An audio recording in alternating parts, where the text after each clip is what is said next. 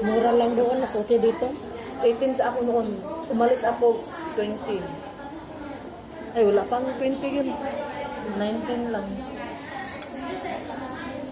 Bah.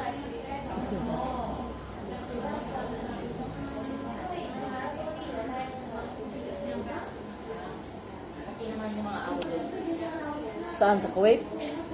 Hindi ah. Napaka ano Mga naman. demonya.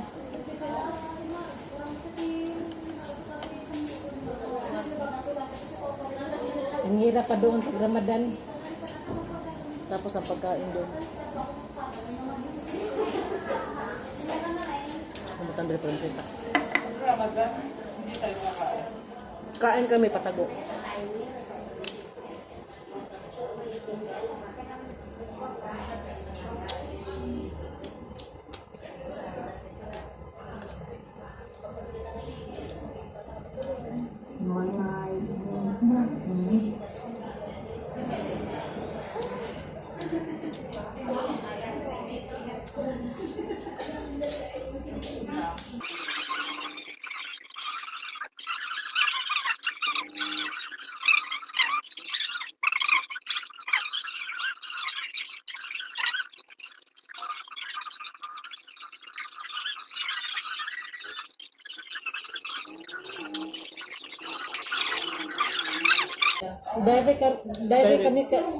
Direct kami pag hindi kami direct hindi na kami makapunta dito. Kasi kaya nga nag-quit ako kasi hindi na pwede yung edad ko dito. Then nagpa-quit ako.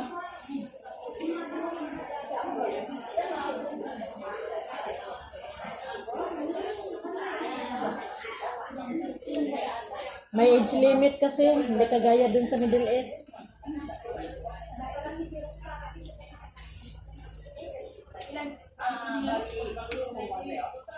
Yung kaibigan ko, magkasama kami dati sa agency. Dati, pa-Kuwait ako siya pa Oman. Natapos yung kontrata namin, sabay kami umuwi. Hindi na siya bumalik dun sa Oman kasi gusto niya dito. Tapos, nung nandito na siya, sabi niya, hanapan kita ng amo. Timing na timing, patapos na yung kontrata ko, yung pang-apat na kontrata dun sa Kuwait. Umuwi ako kasi may ano na ako dito, may amo na.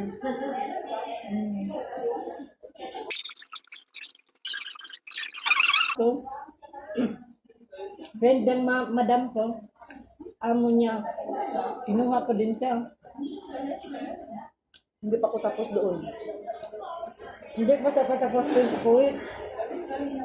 Sabi ko lang amo ko, uwi ako. Tapos babalik lang ako dito. Pero uwi naman ako. Yan, may amo na pala ako dito. Hindi na.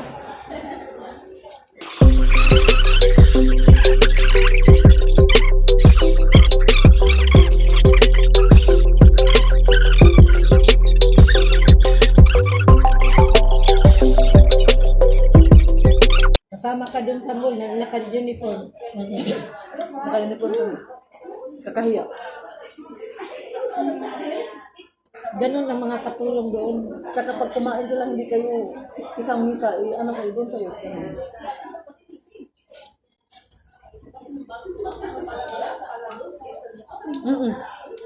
At saka yung kain doon, walang kain. Anong kain nila? Yung pagkain nila walang hindi masarap. Kahit nga sardinas hindi kami makakain ng sardinas doon. Wala. Ay, meron pala yung tuna. Tuna. Ang lagi kinakain namin doon, Indomie. Indomie at saka itlog.